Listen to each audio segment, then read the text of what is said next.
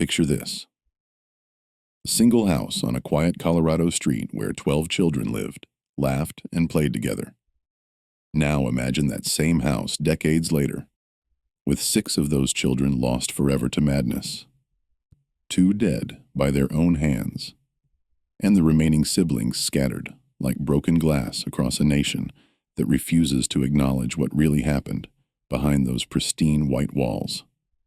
This is not fiction. This is not a movie script. This is the documented terrifying reality of Hidden Valley Road in Colorado Springs, where the Galvin family became America's most studied case of genetic mental illness, and where the very definition of sanity was tested to its breaking point. Before we continue with the story of the Galvin family and their descent into a nightmare that medical science is still trying to understand, I need you to hit that subscribe button and tell me in the comments what state you're watching from. Because what happened to this family could happen to anyone, anywhere, and the implications of their story will haunt you long after this video ends. What you're about to hear challenges everything we think we know about the human mind, family bonds, and the thin line between normally and complete psychological collapse. The year was 1945, and America was drunk on victory. World War II had ended. The economy was booming, and young couples everywhere were ready to build the families they dreamed of during those dark war years. Among them was Donald Galvin, a tall, handsome Air Force officer with steel gray eyes and an unwavering belief in duty, discipline, and the American way of life. He had just married Mimi Blay, a beautiful, intelligent woman from a well-to-do Texas family, who shared his vision of creating something extraordinary together. The newlyweds settled in Colorado Springs, where the crisp mountain air and endless blue skies seemed to promise unlimited possibilities. Donald's work at the Air Force Academy was prestigious and secure, while Mimi embraced her role as the perfect military wife with an almost frightening intensity. She was determined to create not just a home, but a masterpiece of American family life that would be the envy of every neighbor on their street. And create they did. Between 1945 and 1965, Mimi gave birth to 12 children in rapid succession, 10 boys and 2 girls. The eldest, Donald Jr., arrived in 1945, followed by James, John, Brian, Michael, Richard, Joseph, Mark, Matthew, Peter, Margaret, and finally Mary in 1965. To outsiders, the Galvin household on Hidden Valley Road looked like something straight out of a Norman Rockwell painting. The children were attractive, athletic, and academically gifted. Donald Sr. coached Little League and was named Father of the Year by a local civic organization. Mimi orchestrated elaborate family outings to the ballet, opera, and symphony, ensuring her children were cultured as well as accomplished. But even in those early years, there were signs that something was not quite right in paradise. Mimi's pursuit of perfection bordered on obsession. She kept detailed records of every aspect of her children's lives, from their academic performance to their social interactions. The house rules were rigid and unforgiving, and any deviation from Mimi's exacting standards was met with swift punishment. Donald Sr., when he was home from his frequent military assignments, seemed to exist in a separate world from his wife and children, more like a commanding officer making periodic inspections than a father sharing in the daily chaos of family life. The children learned early to present a united front to the outside world, to never reveal the growing tensions within their home, and to protect each other from their parents' increasingly erratic behavior. They didn't yet understand that they were all participants in an experiment that was slowly spiraling out of control, or that some of them carried within their very DNA the seeds of their own destruction. Donald Jr. was everything his parents had hoped for, and more. Tall, athletic, and devastatingly handsome, he excelled at every sport he tried and earned top grades without apparent effort. His teachers loved him, His classmates admired him, and his younger siblings worshipped him.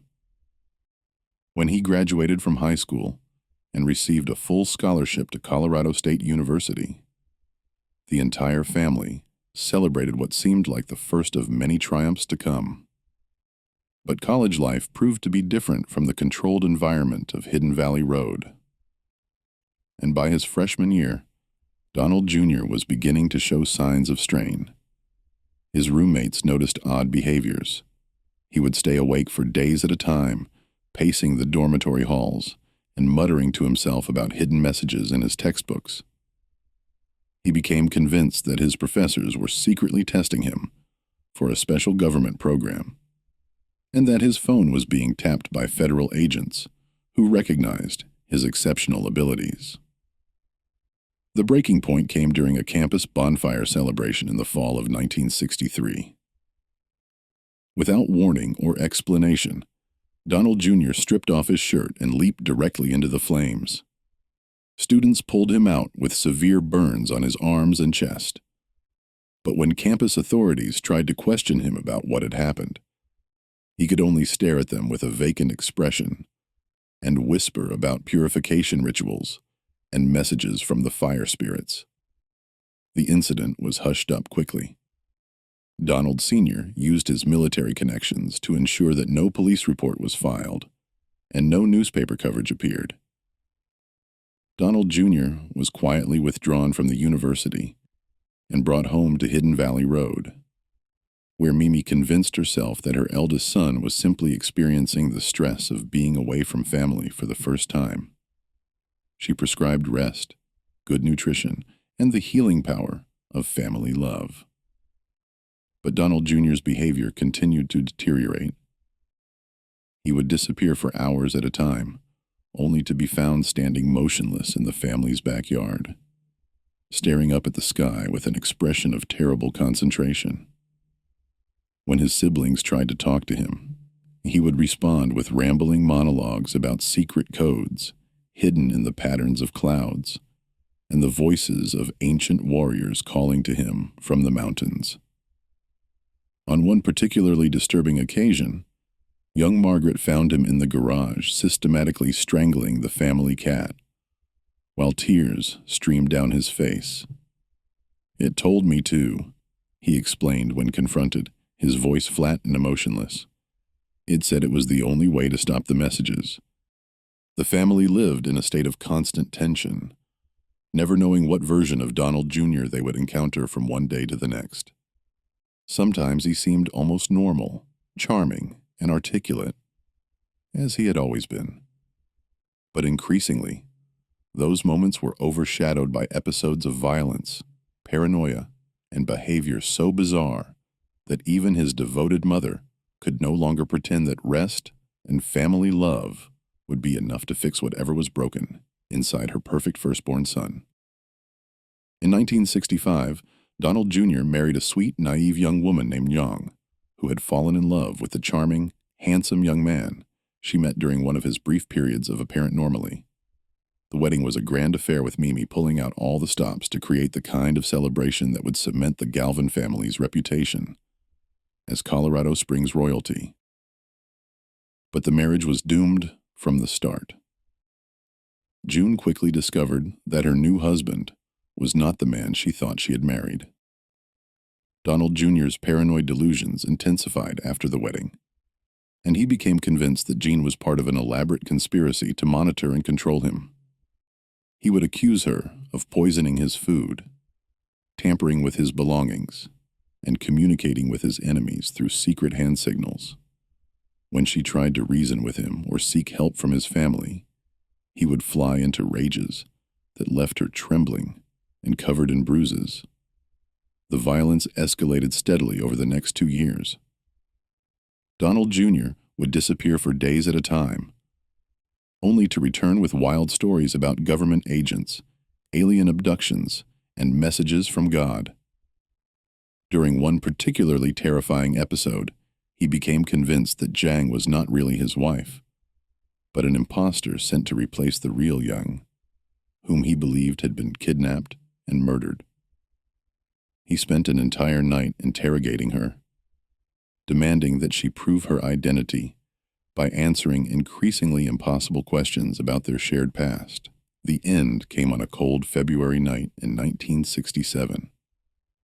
Jean had finally worked up the courage to tell Donald Jr. that she was leaving him, that she couldn't live in fear any longer. His response was swift and chilling. He left the house without a word and returned an hour later, carrying a small bottle of pills that he had somehow obtained from a local pharmacy. Cyanide capsules, he explained calmly, enough to kill them both quickly and painlessly. "We'll die together," he told her, his eyes bright with a terrible enthusiasm. "And then we'll be free from all of this forever." Rejane's survival instincts kicked in with a force that surprised even her. She managed to break free from Donald Jr.'s grip and ran screaming into the night, pounding on neighbors' doors until someone called the police. When the officers arrived at the house, they found Donald Jr. sitting calmly at the kitchen table, the bottle of cyanide pills arranged neatly in front of him like place settings for dinner. He was arrested and committed to the Colorado State Hospital in Pueblo, where he received his first official diagnosis, paranoid schizophrenia. The doctors explained to his devastated parents that their eldest son was suffering from a severe mental illness that had no known cure and an uncertain prognosis. The best they could hope for was that medication and therapy might help control his symptoms and prevent future violent episodes. But this was only the beginning of the Galvin family's nightmare. As Donald Jr. began his long journey through the mental health system, his younger brothers were entering adolescence and young adulthood, carrying within them the same genetic time bombs that had already destroyed their elder brother's life. James, the second eldest Galvin son, had always lived in Donald Jr.'s shadow, desperately seeking the approval and attention that seemed to flow so effortlessly to his older brother. He was intelligent and talented in his own right, with a particular gift for music and a sharp wit that could make even his stern father laugh. But as Donald Jr.'s illness became impossible to ignore, James found himself thrust into the role of the family's new golden boy, a position he was neither prepared for nor equipped to handle. The pressure of becoming the family's hope for redemption while watching his beloved older brother disappear into madness proved to be more than James could bear. By his senior year of high school, he was showing signs of the same frightening deterioration that had destroyed Donald Jr.'s promising future. He became obsessed with the idea that he was being watched and followed, that his teachers and classmates were all part of an elaborate plot to drive him insane, just like his brother. James's break from reality was more gradual than Donald Jr.'s dramatic collapse, but no less devastating.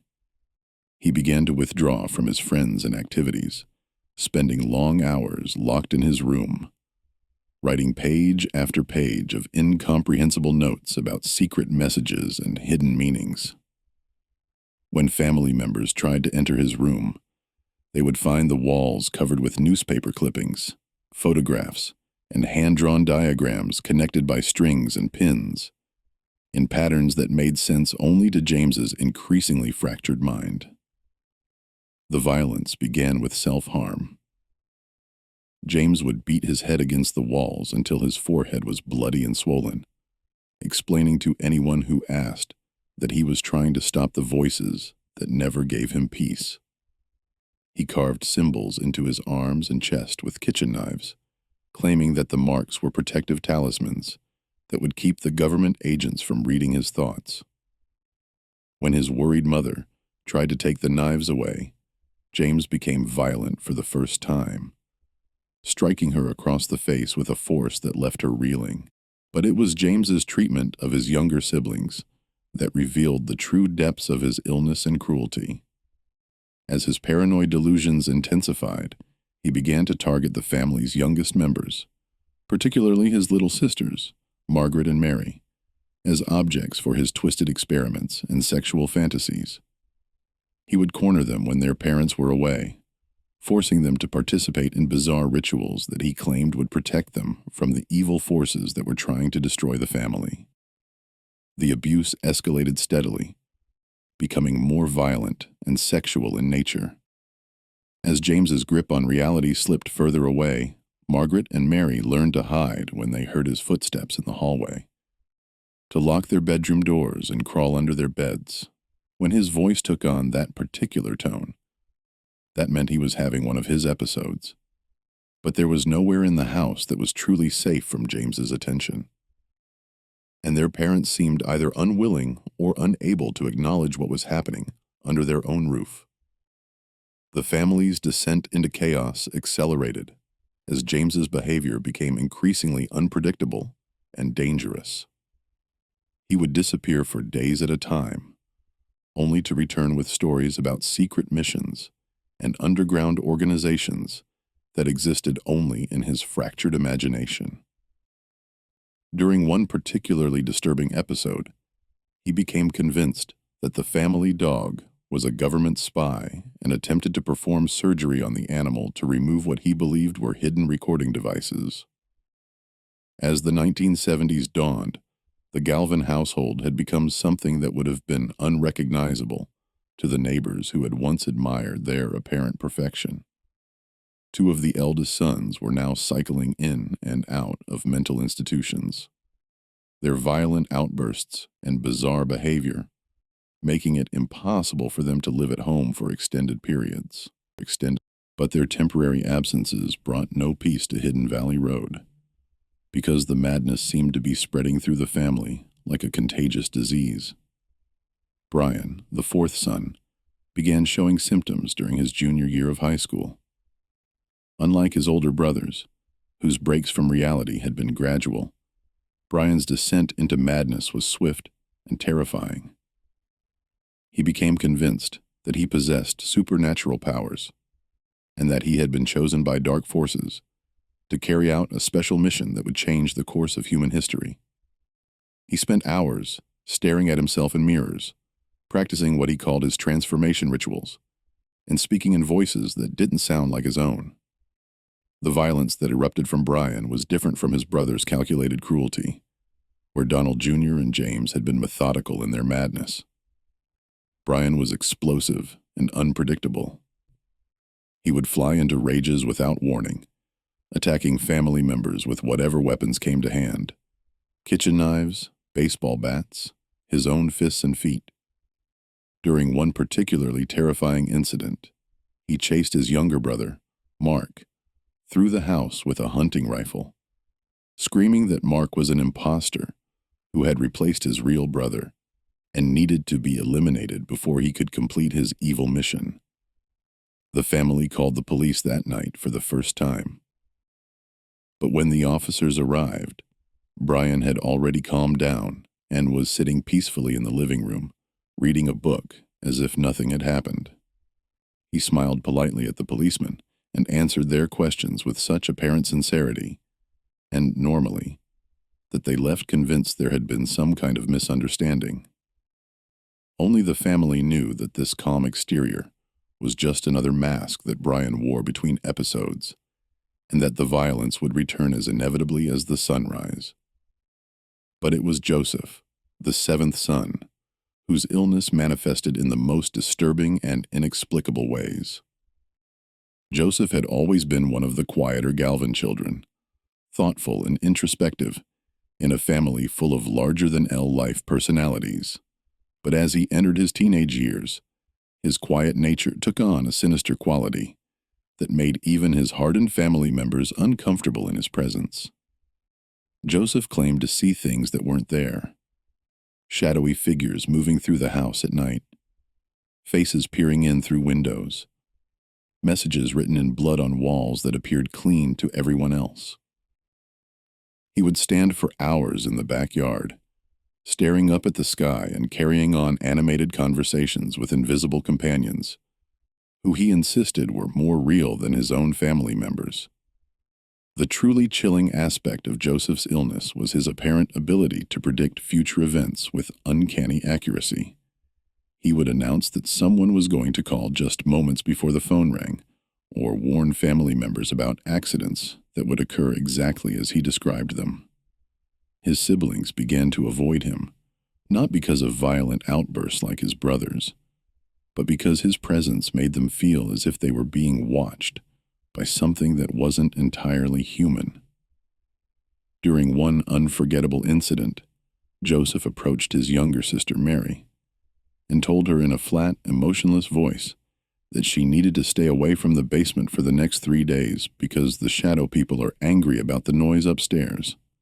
When Mary asked what he meant, Joseph simply stared at her with eyes that seemed to look right through her and repeated his warning before walking away.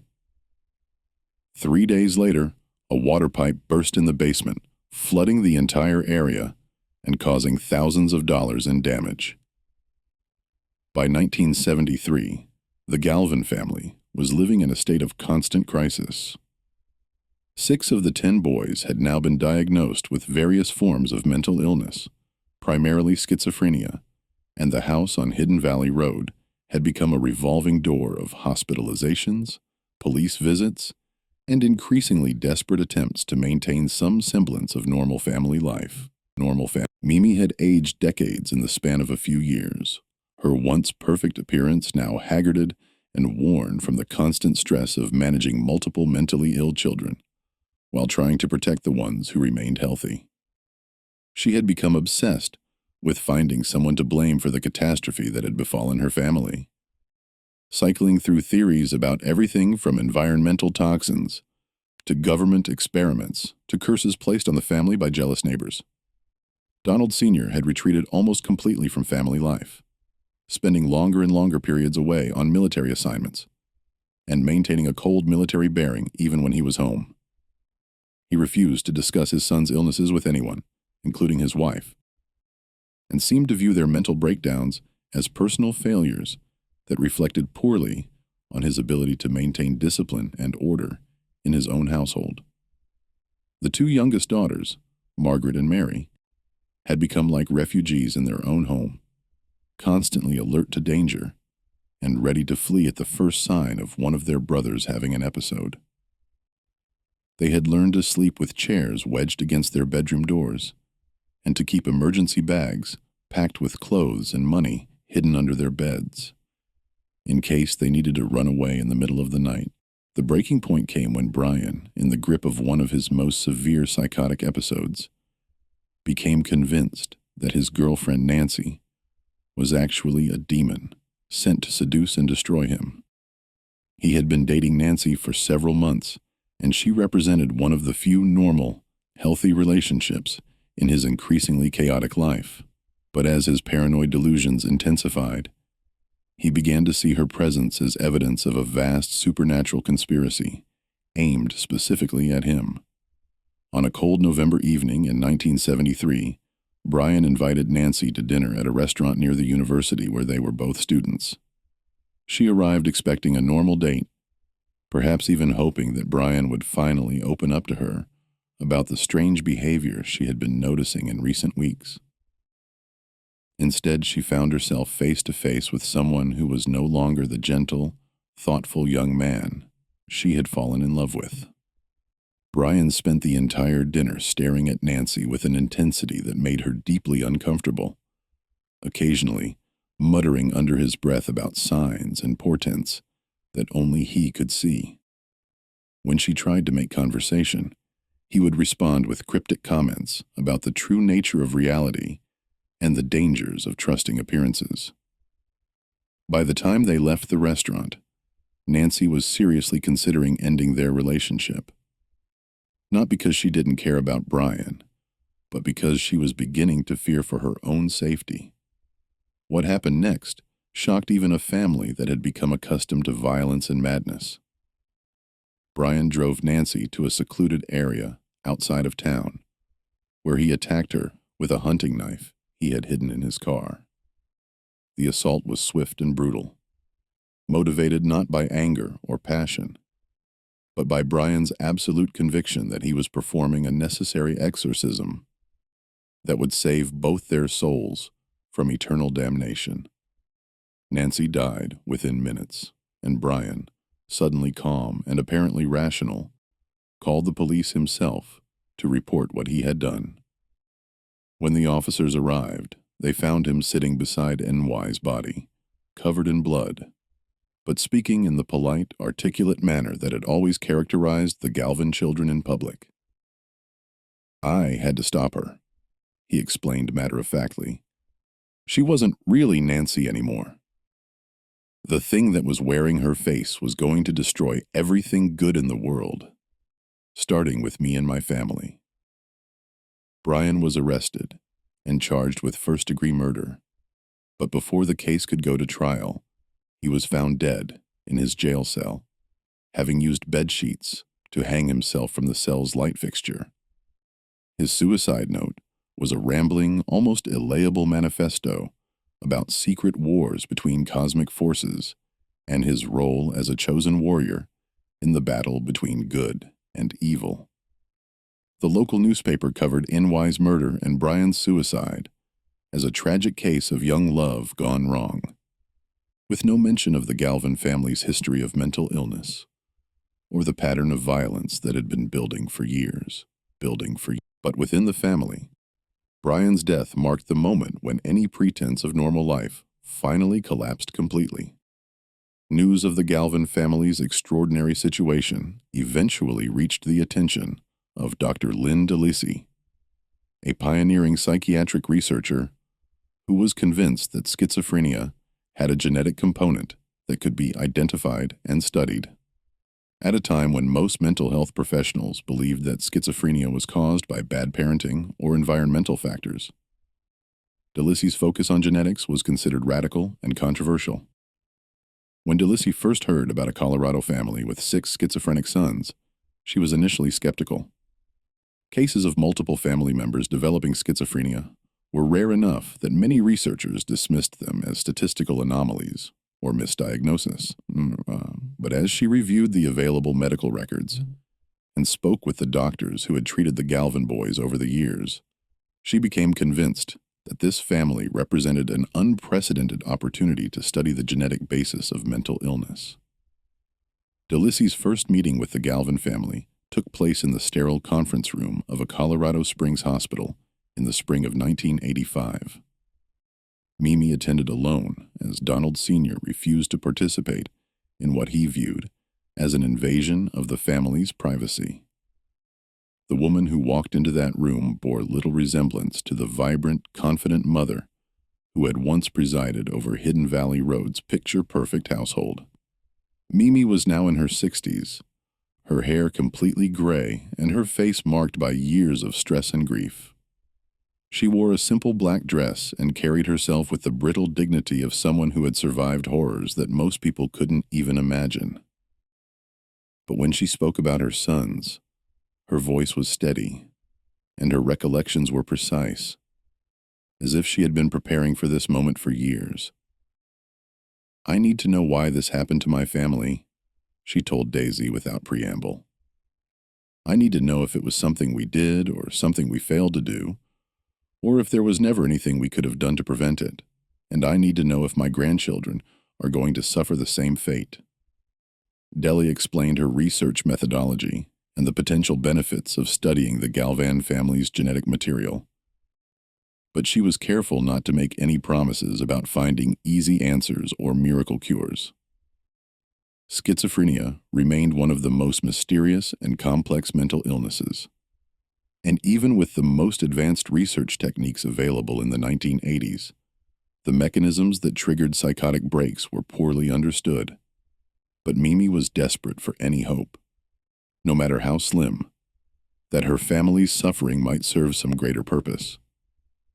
She agreed to participate in DeLisi's research program, and over the next several years, every member of the Galvin family provided blood samples, underwent extensive psychological testing, and submitted to interviews that probed the most painful aspects of their shared history. The research process was both illuminating and devastating for the family members who participated. For the first time, they were forced to confront the full scope of the damage that mental illness had inflicted on their lives. Not just the obvious casualties like Donald Jr. and James, but the subtle ways that fear and trauma had shaped every aspect of their existence. Margaret and Mary, now adult women with families of their own, had to relive memories of childhood abuse and terror that they had spent years trying to suppress. The surviving brothers, who had not developed schizophrenia, lived with the constant fear that their own mental health was just a temporary reprieve, that the genetic time bomb that had destroyed their siblings might still be ticking away inside their own minds. DeLissy's research into the Galvin family's genetic material would eventually lead to groundbreaking discoveries about the hereditary nature of schizophrenia. But the process was slow and often frustrating. For years, the blood samples and psychological profiles generated more questions than answers, offering tantalizing clues about genetic markers and brain chemistry, without providing the clear explanations that the family so desperately wanted. The breakthrough finally came in the early 2000s, when advances in genetic sequencing technology allowed researchers to identify specific mutations that appeared to be linked to schizophrenia susceptibility. In the Galvin family's case, scientists discovered a mutation in the SHANK2 gene on chromosome 11 that was present in all of the affected brothers and their mother, but absent in their father and unaffected siblings. This discovery was revolutionary because it provided the first concrete evidence that schizophrenia could be traced to specific genetic abnormalities rather than environmental factors or parenting failures. For Mimi, who had spent decades believing that her controlling parenting style might have caused her son's illnesses, the genetic findings were both vindication and tragedy. She had not caused their mental illness, but she had unknowingly passed the genetic predisposition on to half of her children. The research also led to important discoveries about brain development and the role of certain nutrients in preventing mental illness. Dr. Robert Friedman, working with data from the Galvin family and other research subjects, identified connections between specific brain receptors and schizophrenia symptoms. His work eventually led to recommendations that pregnant women take choline supplements to support fetal brain development and potentially reduce the risk of schizophrenia in their children. But for the Galvin family members who were still alive to see these scientific advances, the discoveries felt bittersweet. The research might help future generations avoid the horrors that had destroyed their family. But it came too late to save the brothers who had already been lost to madness and death. By the time researchers were making their genetic discoveries, the Galvin family had been scattered by decades of tragedy and trauma. Donald Jr. spent his final years in a nursing home, his once brilliant mind reduced to fragments by medications and the progression of his illness. He died in 2010, a forgotten shadow of the promising young man who had once been his family's greatest hope. James had died years earlier from complications related to the powerful antipsychotic medications that were supposed to control his symptoms, but instead slowly poisoned his body. His death was officially ruled natural causes, but his family knew that the drugs that kept him functional had ultimately killed him just as surely as his mental illness had destroyed his mind. Of the 6 brothers who had been diagnosed with schizophrenia, only 2 remained alive, Matthew and Peter. Matthew lived in an assisted care facility, his artistic talents still occasionally evident in the paintings and drawings he created during his lucid periods. Peter had been in and out of institutions for decades, his diagnosis shifting between schizophrenia and bipolar disorder, as doctors struggled to understand the exact nature of his mental illness. The surviving healthy brothers, John, Michael, Richard, and Mark, had all managed to build relatively normal lives despite the trauma of their childhood. They had careers, marriages, and children of their own, but they remained haunted by survivors' guilt and the constant fear that mental illness might still claim them or their offspring. Margaret and Mary, the 2 sisters who had endured years of abuse and terror, had perhaps the most complex relationships with their family's legacy. Both had become advocates for mental health awareness and research, channeling their pain into efforts to help other families facing similar challenges. But they also struggled with the ongoing effects of childhood trauma and the impossible task of maintaining relationships with brothers who had both protected and terrorized them. Just when we thought we'd seen it all, the horror in Hidden Valley Road intensifies. If this story is giving you chills, share this video with a friend who loves dark mysteries. Hit that like button to support our content, and don't forget to subscribe to never miss stories like this. Let's discover together what happens next. The story of the Galvin family took another devastating turn in the spring of 2001 when James, who had been living in a supervised group home after years of institutionalization, was found dead in his room from what appeared to be an accidental overdose of his psychiatric medications. The official investigation concluded that James had become confused about his dosing schedule and had taken several days' worth of pills at once. A tragic but not uncommon occurrence among patients with severe mental illness.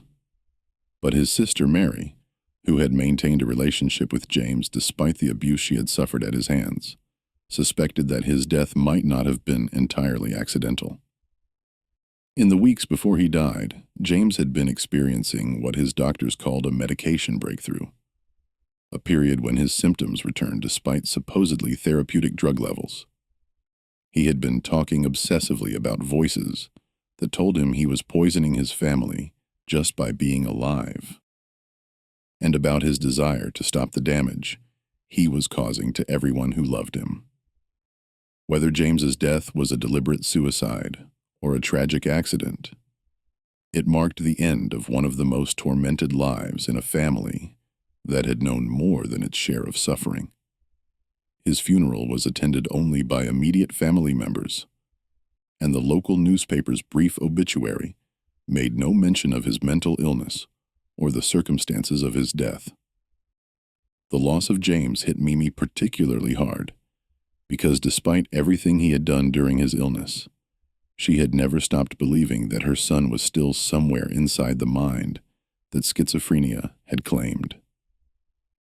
She had visited him regularly at the group home, bringing home-cooked meals and photo albums filled with pictures from happier times, hoping to spark some recognition or connection that would prove her real son was still alive inside his damaged brain.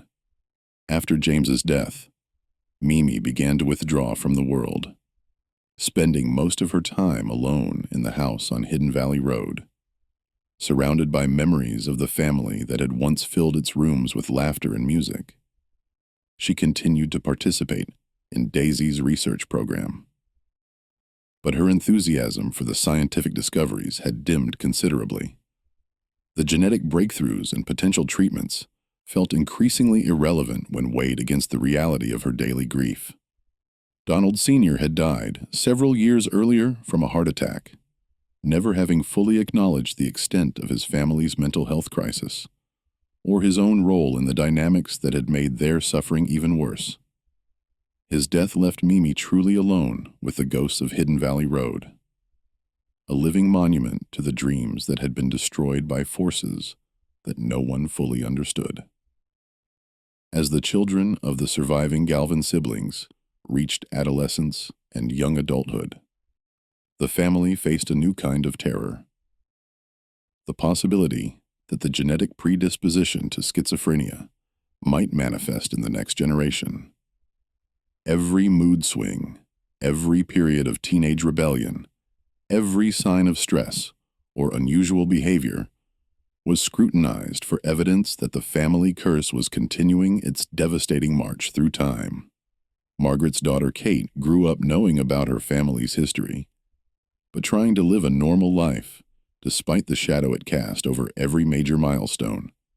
When she reached her late teens, the age when schizophrenia symptoms typically first appear, both she and her mother watched anxiously for any sign that the genetic time bomb might be activating.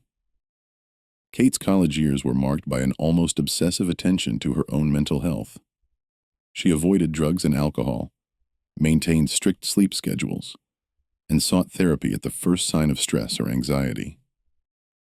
When she occasionally heard her name being called when no one was around, experience that might have been dismissed as imagination by most people, she immediately contacted mental health professionals to rule out auditory hallucinations. She had loved her brothers desperately during their healthy periods, but she had also lived in terror of them during their psychotic episodes. The cognitive dissonance of grieving for people who had both protected and victimized her created a psychological burden that no amount of therapy seemed able to fully resolve. Mary, the youngest, had developed a different coping mechanism. She had become the family's unofficial historian, collecting photographs, documents, and stories about their shared past in an effort to preserve the positive memories alongside the traumatic ones. Her home was filled with carefully organized albums that told the story of the Galvin family's rise and fall. From the early pictures of 12 beautiful children playing in their Colorado backyard, to the final institutional photographs of brothers who had become strangers to themselves and their families. The surviving brothers, John, Michael, Richard, and Mark, had each found their own ways to process the survivor's guilt that came with being the ones who escaped their family's genetic curse. John had become a successful businessman, channeling his need for control into building a company that employed hundreds of people. Michael had devoted himself to his children, determined to give them the stable, loving childhood that had been stolen from him and his siblings. Richard had perhaps the most complex relationship with his family's legacy, because he had shown early signs of mental illness during his teenage years, but had somehow managed to avoid the complete breakdown that claimed his brothers. He lived with the constant awareness that his sanity might be temporary, that the genetic predisposition to schizophrenia could still activate despite his having reached middle age without a major psychotic episode. Mark, as one of the youngest boys, had witnessed the full scope of his family's descent into chaos, while still being too young to fully understand what was happening. His memories of childhood were a confusing mixture of normal family activities and terrifying incidents that had taught him to be constantly alert to danger, even in apparently safe situations. The impact of the Galvin family's mental health crisis extended far beyond the immediate family members to affect friends, neighbors, romantic partners, and colleagues who had witnessed various aspects of their tragedy. Over the years, Colorado Springs in the 1960s and 1970s was still a relatively small community where everyone knew everyone else's business, and the Galvin family's problems had been impossible to hide completely, despite their desperate attempts to maintain a facade of normalcy. Former teachers at the local schools remembered Donald Jr., James, and Brian as bright, promising students whose potential had been destroyed by forces that no one understood at the time. These educators carried their own burden of guilt and confusion, wondering if they had missed early warning signs that might have led to earlier intervention and different outcomes. The young women who had dated the Galvin brothers during their late teens and early 20s had their own traumatic memories to process. Several had experienced frightening incidents that they had initially dismissed as isolated episodes of jealousy or stress, only to learn years later that they had been witnessing the early stages of severe mental illness. NY's family, in particular, had been devastated not only by her murder, but by the realization that the charming young man they had welcomed into their home had been capable of such violence. Her parents spent years searching for warning signs they might have missed, explanations that might have allowed them to protect their daughter from a fate that seemed to come out of nowhere. The broader Colorado Springs community struggled to make sense of a tragedy that challenged their assumptions about mental illness, family dysfunction, and the reliability of appearances. The Galvins had been held up as an example of American family success, making their fall from grace particularly shocking and difficult to process. Local mental health professionals found themselves confronting the limitations of their knowledge and treatment approaches when faced with a family that defied conventional understanding. The standard interventions that worked for individual patients seemed woefully inadequate when applied to a situation where half of a family's children were simultaneously experiencing severe psychiatric crisis. In 2020, author Robert Kulka published Hidden Valley Road, a comprehensive account of the Galvin family's story that brought their case to national attention for the first time. The book's publication marked a turning point in how the surviving family members related to their own history, transforming them from private victims of a genetic tragedy into public advocates for mental health awareness and research. The process of cooperating with Kulka's Risi, they had been forced to revisit their most painful memories in exhaustive detail, but they had also gained a new perspective on their experiences through conversations with researchers, mental health professionals, and other families who had faced similar challenges. Margaret, in particular, found that participating in the book project helped her understand her mother's behavior during the family's crisis years. For decades, she had blamed Mimi for failing to protect her and Mary from their brother's abuse. But learning about the limited resources and knowledge available to families dealing with mental illness in the 1960s and 1970s had given her a more compassionate view of her mother's impossible situation. The book's publication also brought unexpected connections with other families who had experienced multiple cases of schizophrenia. The Galvins learned that they were not alone in their suffering, that other parents had watched helplessly as mental illness destroyed their children's lives, and that other siblings had struggled with survivor's guilt and the fear of genetic inheritance. But perhaps most importantly, the book helped establish the Galvin family's suffering as meaningful contribution to scientific knowledge, rather than simply a series of random tragedies. The genetic discoveries that had resulted from decades of research on their DNA were already helping other families receive earlier interventions and more effective treatments. Despite all the scientific advances that have resulted from studying the Galvin family's case, fundamental questions about schizophrenia remain unanswered. Researchers still don't fully understand why some people with genetic predispositions develop the illness, while others remain healthy, or why symptoms manifest so differently from one patient to another. The surviving Galvin family members continue to participate in ongoing research studies, providing updated medical information and DNA samples as new technologies become available. They do so not because they expect to benefit personally from future discoveries, but because they hope their continued cooperation might prevent other families from experiencing similar devastation. Matthew and Peter, the two surviving brothers with schizophrenia, remain in assisted living facilities where they receive round-the-clock care. Matthew occasionally shows flashes of the artistic talent that had made him special as a young man, creating paintings and drawings that hint at the person he might have been in different circumstances.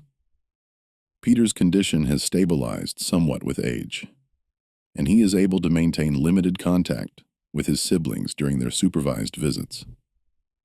The question of what triggers schizophrenia in genetically predisposed individuals remains one of the most important, unsolved mysteries in psychiatric medicine. Environmental factors, stress, drug use, and traumatic experiences all seem to play roles in determining whether genetic vulnerability becomes active illness. But the exact mechanisms remain unclear.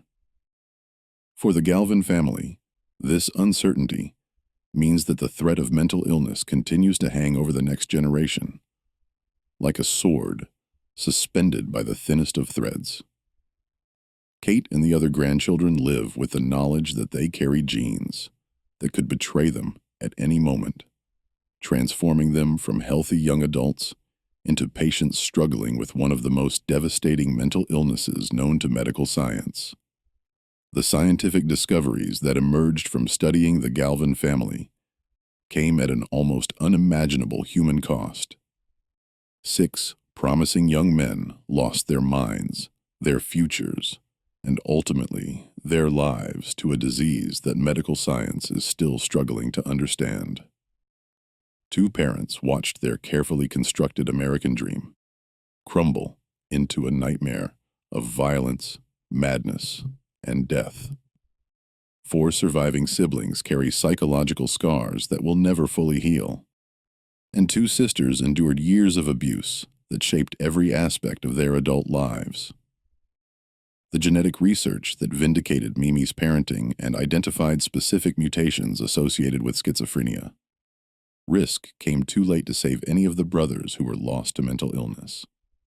The treatment advances and prevention strategies that resulted from studying their case will help future families, but they cannot restore the decades of suffering that the Galvins endured while medical science slowly caught up to the reality of their situation. In many ways, the Galvin family story represents both the promise and the limitations of scientific progress. Their willingness to participate in research studies despite their own pain and trauma has contributed to genuine advances in understanding and treating mental illness. But the pace of scientific discovery is measured in decades. While human suffering unfolds in real time, day by day and year by year, the surviving family members take some comfort in knowing that their losses have meaning beyond personal tragedy, that the brothers who were claimed by schizophrenia did not suffer and die for nothing. But they also live with the knowledge that medical science's current understanding of mental illness remains frustratingly incomplete, leaving too many questions unanswered and too many families vulnerable to similar devastation. The house on Hidden Valley Road was eventually sold to a young family who knew nothing of its history when they moved in. The new owners found it to be a beautiful property with stunning mountain views and spacious rooms that seemed perfect for raising children. They painted over the scorch marks in the kitchen, removed the restraints from the basement, and filled the rooms with new furniture and the sounds of healthy, happy children. But some of the neighbors remember what happened in that house during the 1960s and 1970s, and they sometimes wonder if the new family can sense the residual pain that seems to linger in certain rooms. There are no ghosts walking the halls of Hidden Valley Road. No supernatural explanations for the tragedy that unfolded there. The horror was entirely human, entirely real, and entirely rooted in the cruel lottery of genetic inheritance. The basement, where several Galvin brothers spent their most violent periods, still bears subtle signs of their presence. Scratches on the walls where fingernails clawed at paint and plaster. Dents in the concrete where heads and fists struck surfaces with desperate force. The new owners have covered most of these marks with fresh paint and decorative panels, but they remain as permanent reminders of the suffering that once filled these spaces. Mimi's bedroom, where she maintained her shrine to her lost sons for decades, has been converted into a cheerful nursery, where the new family's baby sleeps peacefully each night. The walls that once displayed photographs of 12 Galvin children now hold colorful pictures of farm animals and alphabet letters, symbols of hope and innocence that seem to push back against the darkness of the room's history. Even with all the scientific research and genetic discoveries that have resulted from studying the Galvin family's case, fundamental questions about their tragedy remain unanswered. Why did schizophrenia manifest so dramatically in this particular family? What environmental or psychological factors might have triggered the genetic predispositions that 6 brothers carried? Could earlier intervention have changed the outcomes for any of them? The timing of the brothers' breakdown suggests that something about the family dynamics or environment may have contributed to the activation of their genetic vulnerabilities. Donald Jr.'s initial psychotic break occurred during his first semester of college, when he was separated from his family for the first time. James's symptoms emerged during his senior year of high school, when he was under pressure to live up to his older brother's achievements, while watching that same brother's descent into madness. The pattern suggests that stress, expectations, and family dynamics may have played crucial roles in determining when and how each brother's mental illness manifested. But untangling the complex interactions between genetics, environment, and individual psychology remains one of the greatest challenges in psychiatric research. For the surviving family members, these unanswered questions represent more than academic curiosity. They are sources of ongoing guilt and self-doubt. Margaret and Mary sometimes wonder if their presence in the house as potential victims created additional stress for their brothers. The surviving brothers question whether they could have done more to protect their siblings or recognize warning signs earlier. Mimi spent her final years tortured by similar questions. Despite the genetic research that had vindicated her parenting, she continued to search her memories for moments when different choices might have led to different outcomes.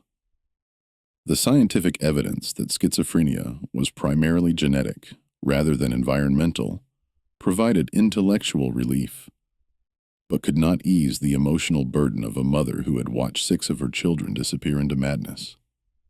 Today, more than 5 decades after the first Galvin brother showed signs of mental illness, the surviving family members continue their vigilant watch for symptoms in the next generation. Every family gathering includes subtle assessments of mental health. Every phone call carries the potential for devastating news, and every milestone birthday in the late teens and early 20s brings renewed anxiety about genetic time bombs that may still be ticking. The grandchildren, who carry Galvin DNA, have learned to live with this scrutiny as a fact of life, understanding that their family's love comes wrapped in fear and hypervigilance.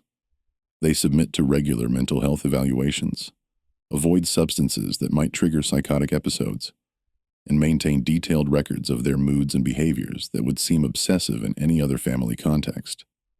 This constant monitoring has created a strange form of psychological pressure that may itself be harmful to the young people who are trying to build normal lives despite their genetic inheritance. The fear of developing schizophrenia sometimes becomes so overwhelming that it creates anxiety and depression that require treatment, adding another layer of complexity to an already fraught situation.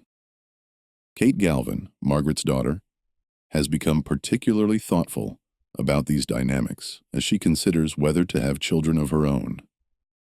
The genetic counseling she has received indicates that her risk of passing on schizophrenia susceptibility is significant, but not overwhelming. But the decision feels impossibly weighty, given her family's history. The question of whether to continue the family line, knowing that future children might carry the same genetic vulnerabilities that destroyed 6 of her uncles, represents the kind of moral complexity that previous generations could never have imagined. Science has given the Galvin family knowledge about their genetic risks, but it has not made the decisions any easier. This mystery shows us how thin the line between sanity and madness truly is, and how genetics can shape destiny in ways that seem almost cruelly arbitrary. What do you think of this story? Do you believe everything was revealed? Leave your comment below. If you enjoyed this tale and want more horror stories like this, subscribe, hit the notification bell, and share with someone who loves mysteries. See you in the next video. Schönen Tag.